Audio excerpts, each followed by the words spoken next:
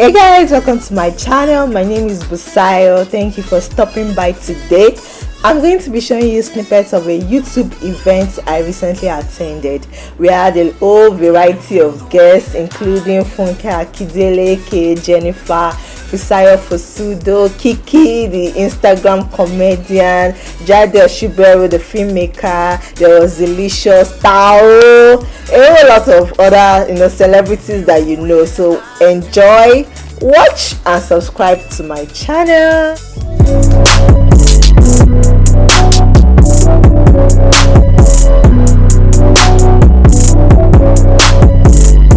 Hello everyone. How is you? I feel everybody is glowing. I'm so glad to be here today. Thank you so much for having me. I'm so excited to sit here now with Daddy. You know, Daddy is one of the ladies that has encouraged me in filmmaking. Don't forget, I started with filmmaking, Yoruba films. Yoruba film genre. And I did a lot of movies. I did the Jennifer movie. I did the Return of Jennifer. Then I stopped producing movies. I went into TV shows with the Jennifer industry, ourselves, a lot of them. So she invited me on the set of It's Okay. And I was so gassed. Maybe she's moving, maybe she's doing that thing. And I remember thinking, you've lost that part of you. It was like a wake-up call. Like Johnny said, wake up. The way she's moving, the way she's doing that thing, the storytelling and everything. Then the premiere in London, the way she handled everything. I was so happy and excited to take a bold step again into film production. So I started writing on Get2. After we finished writing, I left it. I was like, okay, I'll be direct, but I'm still busy with the TV shows. Then Auntie Mohammed, please, a big round of applause for Auntie Mohammed. She encouraged me to direct. She said, Funke, you're a good director. You direct some episodes of Jennifer's Diary. Why don't you come and direct Your Excellency? I'm like, no, Auntie. No. She said, oh, Daddy, we won't direct. You can do it. I said, I know I can do it, but I was just giving excuses. And she pushed me. I will did Your Excellency. Now to the question it asked. Getting on the set, I worked with all guys. The DP, the camera operator, guys. And they were giving me this attitude, like, what's she saying? When I'm talking to them, they're not looking left. When I'm looking right, you understand? They don't want to listen to me. And I just faced them. I said, guy, come. Yes, you are the DP. I'm the director. You listen to me. One of them said, hey, no, this is not TV. So I said, shut up. Don't tell me that. You will listen to me. Okay? After back and forth, I'll come on set. I'll just frown my face. Because that's what you need. If you smile, I'll smile. Don't undermine my authority. No. So what has helped me so far is staying focused. Be bold. Do not let anybody bully you because you're good. You have something special in you and taking a bold step. So it doesn't affect me. I look at my, female colleagues like, Daddy, how is she doing it? She's walking up and down, not caring that there's makeup on her face. There's no makeup on her face. Not eating. Getting the job done. So why can't I get the job done? So with this, I am pushed to do better. So once in a while, I call them, let's work together, let's do this together. If you want to be my friend, you be my friend. If you don't want to be my friend, let's get the job done. So in the male-dominated industry, we women need to love one another. We should support one another. We should say a big no to gender inequality. We are all the same thing. We are all the same. So that's what I've been doing. Thank you. Is that over the years we have hundreds of thousands of subscribers on your YouTube channel, and you're not for entertainment like most of us are. You're really into like the very serious personal finance take and all. Now, how do you create narratives that are compelling enough for all of these hundreds of thousands of people to keep coming back every single time to your channel? Thank you very much for the question. Yeah, I'm very, very honored to be here.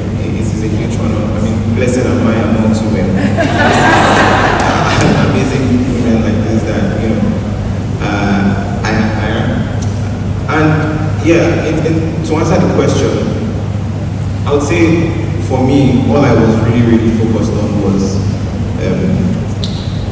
the user, or let me not say user, the people who are watching. That's the people who I'm giving this value to. So for every content I'm making online, whether it's a technology review where I'm looking at a smartphone app or an accessory, and I'm talking about all the features and specs, I just think, okay, this person watching this video, or this person engaging with this piece of content, what is the value they are getting? So we have these people on stage here, they deliver us some entertainment value. If I'm going to watch anything that they've produced, I want to be entertained, and that is the value that they give me. So I just look at it that, okay, the value I want to give is some educational value, where if you're coming to interact with this content, you want to leave, better than you came. You had this question in mind, and you want to have that question answered. So that is sort of my purpose. And every content creator has that purpose. If you're creating educational content, entertaining content, inspiring content, anything, as far as you are helping these people that are watching, your audience, as far as you're helping them feel something, you are sort of giving them that value. And I think that's just what I focused on wholeheartedly. Fantastic. So you focus on the audience and how they feel. So I hope that we're remembering that when we put out our videos, we put out whatever it is. It's not all about entertaining, whatever value, whatever it is that you want your audience to feel, you need to put it in your story. Now coming back to you, Kiekie. When you started creating on YouTube, how did your channel work? What are some practical tips that you can share on how people can continue to grow their channels? So to be honest, when I started growing the channel and when I realized how much it would cost to put the channel where I wanted to be, I first went on a break. And that is to tell you that sometimes if you don't feel like doing and you feel tired, it's okay to take a rest. Because as creatives, the brain is kind of funny for creatives. When you're tired, you can't massage the brain, you can't give the brain special water or food. You just need to rest the brain. You just really need to rest. So I just first of all pause. And then I started creating this content, and from nowhere, so I didn't want to stop. I was using a giddy to do it, just chill. So I didn't now go work because I wasn't getting the numbers I wanted. But after taking a rest and coming up with better stories, and I started doing it all over again, I started seeing numbers, and I was indeed encouraged. Please do not underestimate the power of meaningful collaborations. Meaningful, because sometimes as young creators we feel like people don't want to work with us. You feel like, I'm trying to reach out to these people and they're not answering me. I was still telling this to someone who spoke to me yesterday and said she's tired, she feels like she doesn't. There's something you guys call Eron. She said she feels like she does not have Eron now, but that's flesh of love. And I said, see, it's a business, it's an industry. People have invested millions to be where they are. So you can't just walk up to them and say, I want to collaborate with you, and they will jump at it. No, they wouldn't. They will sit down and ask themselves. So young creators, they are asking, why do I want to collaborate with this person? What am I giving from this collaboration? And what am I giving to this collaboration? Because what they are giving you is what they have worked for 10, 20, 30, 40 years. No disrespect to the Gen Z, but I kind of feel like they sometimes don't get it.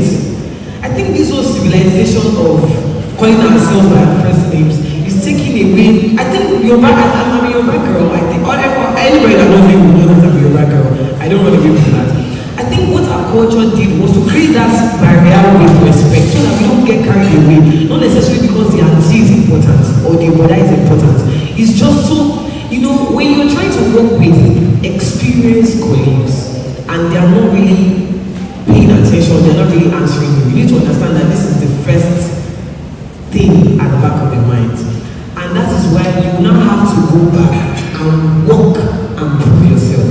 So in that level that I was at that time, I was making the meaningful collaborations at that level that took me to step 2. At step 2, meaningful collaborations, step 3. Step 3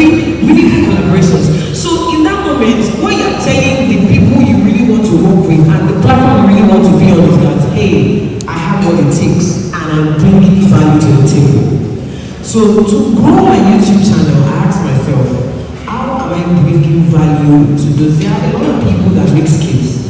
You know, when the NBC nomination came out, I was at a friend's wedding. This is how I phrase.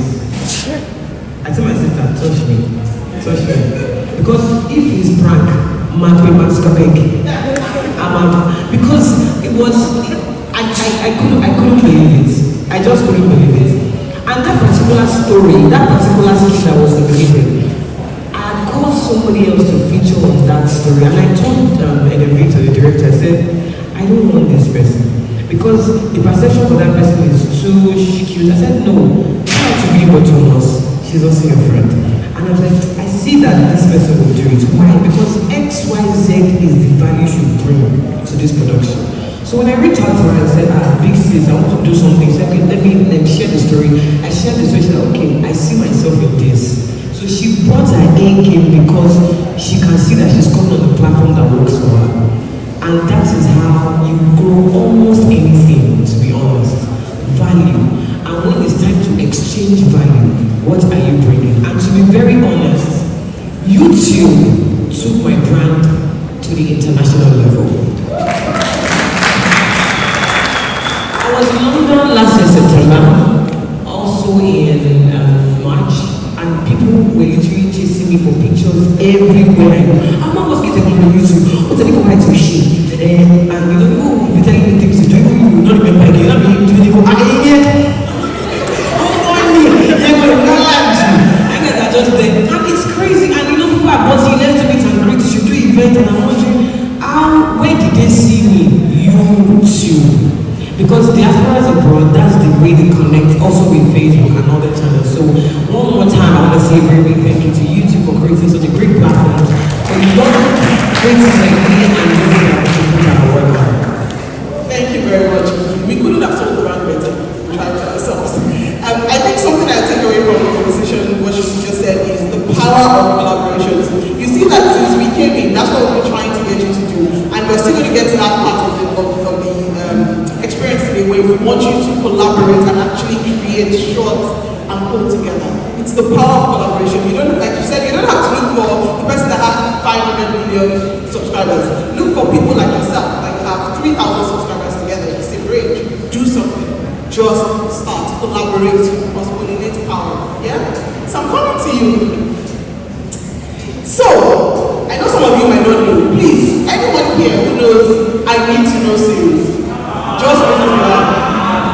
So, yeah, okay, if you don't know it, put up your hand. Just keep some of them don't know it. Okay, if you know it, please, I want to hear the song. I need to know. We really mixed up. Really mixed, yes. So you started out, decades ago with I Need to Know. I remember watching that series and my uncle saying that, that chick, we went to school together. I was proud of something. So, and then you went from there to creating a lot of shows, going into Yoruba movies and all. And then you created Jennifer. And it's interesting because it was just a movie. We all know the movie and everywhere.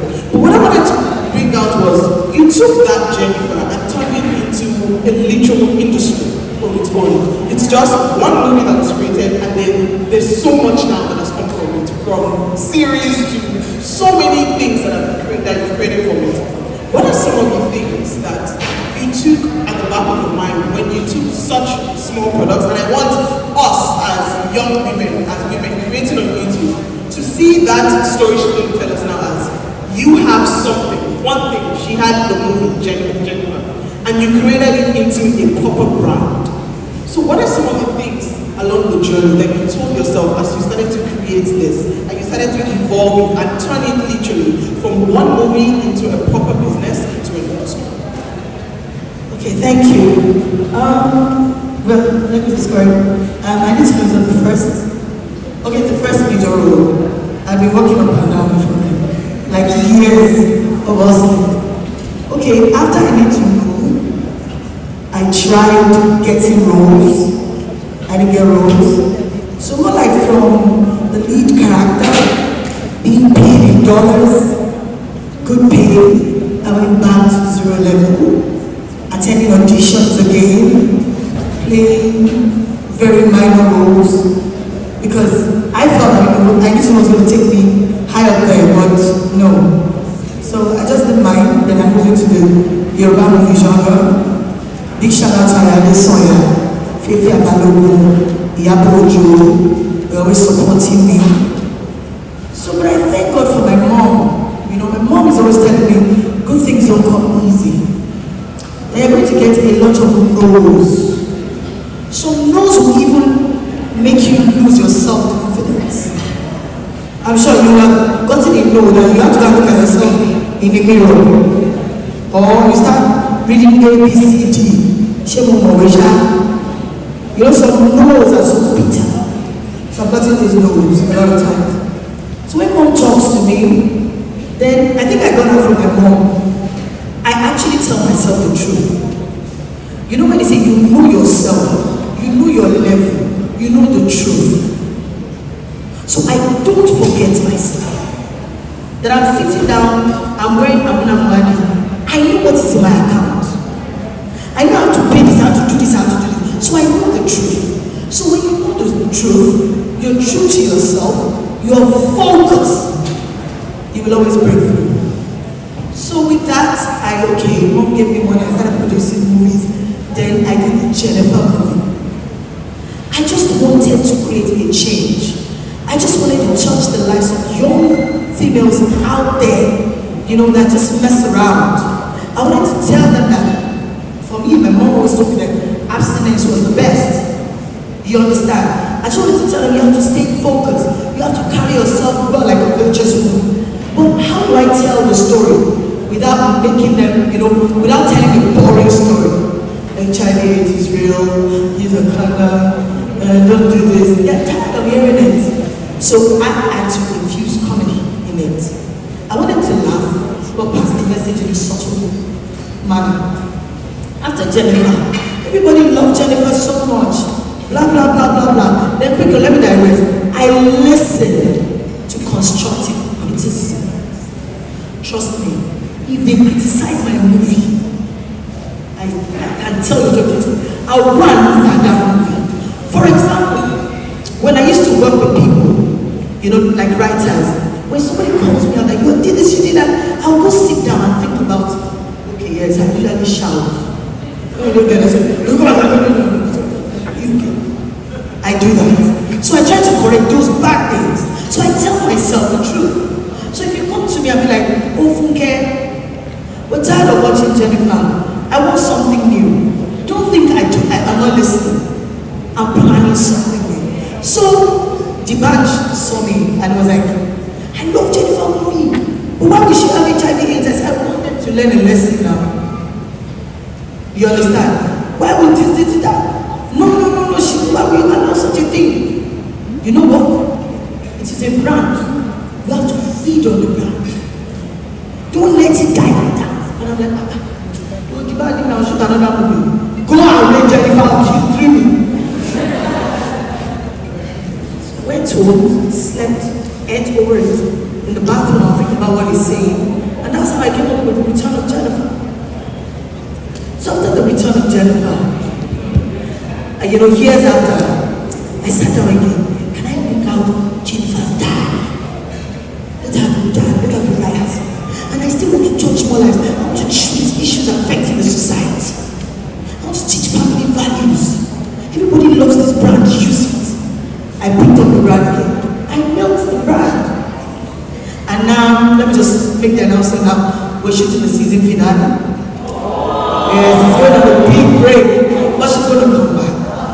She's going to come back. She will evolve. So, I just had to keep doing that. But don't forget the motive. I want to keep touching lives. I want to teach morals. That is why I keep bringing back this brand. Everything in Emene State. So, all my life, everything is inside Emene State. Now, I love to go out. But I can't go out. I can't party. Because I have to channel content. So what I try to do is, in a month, I'll dedicate a particular week with my squad, like my PA, the producer, Nicole, my siblings, my husband, and we go out of town, to have out into the town to have fun. Then easy per se, it is not easy. It is crazy. But one thing I try to do is, I try to rest. When I want to rest, I will make sure I am resting. There is nothing you can do. I will turn off my phone, I will put the phone away, I will put everything away, shut the door and sleep. Now my friends, how do I, have time with friends? I don't really keep friends. But the little friends, ones I have, they try to come to meet me. Then the children, I have beautiful, wonderful nurses, nannies, aunties, and my siblings. I thank God for that. They take care of the children for me till I get back from work. Then my husband, we work together, don't forget. So, when we're working that in this time, oh girl, what should you eat? And let's not sleep. Then, in one weekend in a month, we have time for ourselves. So that's how I balance it, but it's crazy. It's not, good things don't come easy. If you want to be outstanding, except you want to join the crowd. Thank you. My brand name is Kiekie. It's such a huge part of Funke and Kiekie. So I have two questions. The first one is for Funke. So I would really love to ask, you're very consistent, and I'm a consistent creator. And people ask me what motivates me, and I always tell them that you are one of my biggest motivations, because it's not easy to turn out Jennifer. Okay, so I was sitting there and I listened to everything all the speakers said, and I feel like you already talked about almost everything I want to talk about, but I'm just going to brush through and just pick some lines that I feel they didn't remember to talk about. So,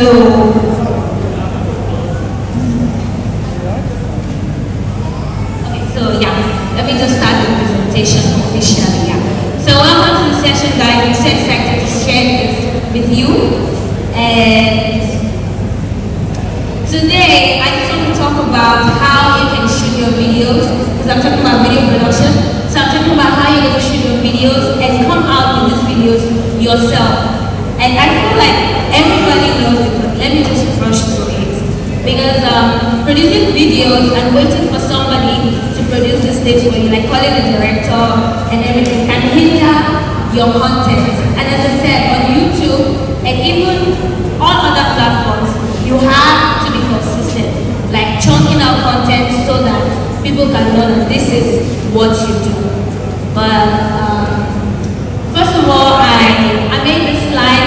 I just want to talk about a female entertainer, content creator, since that's why we're here. All of that guys are here. I'm sorry, I'm not talking about you. I'm going to be talking about the ladies today. So, behind an entertainer or a content creator is a lot of hard work, consistency. See, that word consistency is like the key to whatever you do in life. You just have to be consistent. And persistence, positivity, and above all prayers. I always have prayers to all my things, because no matter how much you put in hard work, you just need to add prayers to whatever you do. Now, that is an entertainer. Let's lay an emphasis on a female entertainer. We go through all of that. We're consistent, we are positive, we pray, and above all, we have so much things that people attach to us. When I mean people, I mean even the females, like the ladies themselves. When it comes to the content creator, there's a way they look at a female content creator, because it feels like you guys cannot do this. That's just how it looks. Not just the men. The women also attach some things to the ladies when you're making content out there. So I want to talk about challenges you face as a female content creator. Stereotypes. Those are like number one challenge you're going to face, or you're probably facing them, probably based on your content that you're creating, and you just feel like some people are going to be dropping comments. It's a male-dominated industry. Content creating generally, they feel like it's just the males that can do it.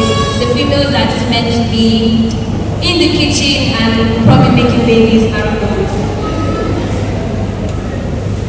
And why? I don't know why those stereotypes are there. I try as much as possible to change this perception. just realized that it's something you have to work with, no matter how. You just have to work with it because there's no way you can get into people's heads to make them know that yes, I can do this. As much as you want me to go into the kitchen to cook for you, I can also make my content. So there are two different things. And there is also cognitive dissonance, the inability for the audience to accept you. I don't know how much more to explain this. It's a belief that people have in their heads. And you are there to change their beliefs, to let them know that yes, this is what I can do. But then they already see this person doing this other thing, and they don't want you to do that other thing because they believe that this other person is the person that can do it well.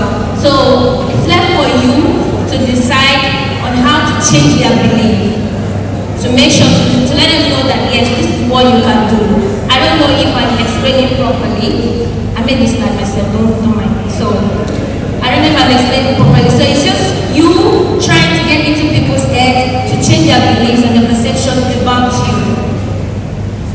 And also cyberbullying. Everybody goes through cyberbullying. That's not a new thing. But as a lady, you go through times 100 of everything and it's also going to depend on your cyberbullying or your cyberbullies are also going to determine your content is also going to determine your cyberbullying. If you're a lady and you're producing a content that has to do with maybe like me, I'm doing like comedy content and everything. My cyberbullies are really much because if they don't like my content, I don't know how people feel. They don't want to feel like, oh yes, I put in a lot of work to make this content. I think it's okay for business to oh yeah, it's nice, even if I don't like it. But then they just want to go in straight like, what's this thing I'm doing? This is nonsense, delete it.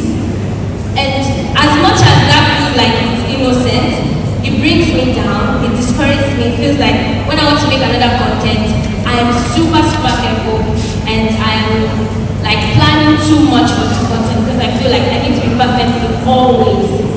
So if you, as a content creator, this is me telling everybody that I know you probably haven't gone through a lot of cyberbullying because maybe you're just starting off or in your YouTube channel or your Instagram account has not gotten a lot of views or a lot of connection as it should get. But when it gets that, you are going to face cyberbullies. And this is why I say it's honestly very hard to turn a blind eye to cyberbullies. Because a lot of times when you go through cyberbullying, people will be like, don't answer now, just resist the urge to shalaye, blah blah blah. But then everybody that watches football, maybe you're seated and you're watching the football, you're always the best player that people on the field. You always say, Ronaldo, you don't know how to play this ball. Why are you playing it like this? Because you are not the one on the field. So what I'm just trying to say is that it's always very easy to say when it's not you that is being bullied. Yeah, you always say this is the social life, but then when it's you are definitely not even going to feel these things exactly. You feel like you don't want to reply, but then at the end of the day, you find yourself typing and explaining the whole situation, narrating the whole situation to everybody. So I also like to use this opportunity to sensitize about cyberbullying. I know we are not a lot, like plenty. I'm not talking to everybody in the whole world here, but I believe the few people I'm talking to here, I just want to sensitize about cyberbullying. Cyberbullying, you can do it unconsciously, directly or indirectly. It's always fun when you're not being the one bashed, when it's not you, when it's not someone close to you. It's always very fun like that. You feel like, oh, look at this person, but then you don't know what that person is actually going through, whether an entertainer or just a normal person in the daily life. And women supporting women, I like this point very well because when we say women supporting women, it's always that slang is very sweet, but we don't use it because there are a lot of times that a lady is in trouble or has an audio that's going viral online, and when I check the comments, it's always just ladies that are bashing this girl. But then when you ask them, they're going to say women supporting women. I just want to use this opportunity to tell you, if you don't mean that sentence, don't use it. If you find your lady friend, even if you don't know the person, as long as it's a lady, because you know what, these guys, they will support themselves anywhere. they don't know each other. I really want us to be close to each other and use opportunities to defend ourselves. Don't let's just say women supporting women and we don't use that. We don't follow it or we don't connect to that path. And yeah, if you've never been a cyberbully directly or indirectly, when I say indirectly, you might say something and you feel like it's not hurtful, but it's hurting the other person. It's never too late to become a better person. How to take you is, do you feel the way that